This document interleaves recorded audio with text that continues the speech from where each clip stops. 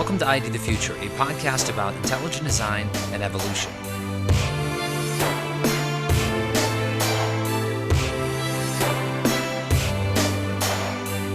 Welcome to another episode of ID the Future. This is Logan Gage for the CSC out in Washington, D.C., and I have joining me today Dr. Jonathan Wells, author of a new book review of Francis Collins' The Language of God, A Scientist Presents Evidence for Belief. Thanks for coming on, Dr. Wells. It's a pleasure to be here, Logan. Well, I wanted to ask you about this book review that you've recently completed. Now, Francis Collins has recently, his new book has come out in paperback now, I believe. Is that right? Yes, I have the paperback. Well, it's no secret I've been a little bit critical of this book too, but I wanted to ask you 4 questions about your own critique of Dr. Collins. I think the first thing that you raise in your book review is that Collins criticizes intelligent design for not living up to his standards for experimental verification, but then he seems to cite some experiments that he thinks go against intelligent design or show it to be false. How does he do that? What's an example of that? Well, you're quite right. He claims intelligent design does not qualify as science because it makes no experimentally verifiable statements or predictions. But then he goes ahead and tries to disprove the irreducible complexity of, say, the human blood clotting system or the bacterial flagellum. Michael Behe's arguments. He tries to disprove those by citing evidence against them. So he's trying to have it both ways. ID isn't science because it's not open to experimental testing, but on the other hand, he says he has tested it and found that it's wrong, which is a contradiction.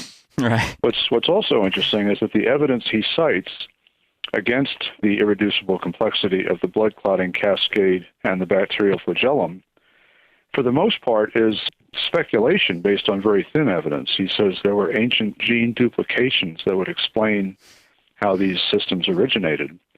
And we certainly have evidence for gene duplication in some cases, but the rest of his argument is speculation, so it's a very weak case on his part. Well, now, it also seems that his main argument against intelligent design is more of a philosophical nature. He thinks that the design argument is framed incorrectly as a so-called God-of-the-gaps argument or an argument from ignorance. You know, I don't know what caused X, therefore God did it, or something like that. But what's wrong with his argument that ID is a God-of-the-gaps argument? Well, first of all, he misdefines ID, intelligent design. Rather, like so many critics of ID, he doesn't take the definition of intelligent design that its proponents use.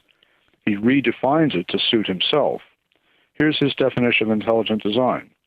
First of all, evolution promotes an atheistic worldview. Second, evolution is fundamentally flawed since it cannot account for the intricate complexity of nature. And 3, if evolution cannot explain irreducible complexity, then there must have been an intelligent designer. Well, the first part is wrong. Evolution promotes an atheistic worldview. We get that more from Darwinists than we do from ID people. People like Richard Dawkins and P.Z. Myers. Right. But the second 2, evolution is fundamentally flawed. Therefore, he says if evolution cannot explain irreducible complexity, then there must have been an intelligent designer. Well, it's true that if Darwinian evolution could explain a feature, then a design inference would not be warranted.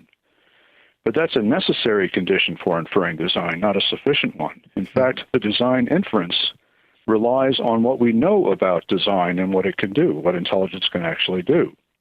So the actual definition of design that ID people use is that certain features of the world are better explained by an intelligent cause than by unguided natural processes. And the way we determine that is we look at the evidence and we see things about nature, such as irreducible complexity, that in our experience are consistently a product of design and could not be produced otherwise. So there's a positive analogical reasoning involved, not just we don't know how it happened, therefore God did it. I think you're absolutely right about there being a positive argument for ID, not just a negative one. But what do you say to the more critical listeners out there who are saying, oh, come on, you do think that Darwinism, implies atheism or at least is on that end of the spectrum? What do you say to those folks who say, well, come on, most of you are theists, et cetera, et cetera? How do you respond to that sort of argument?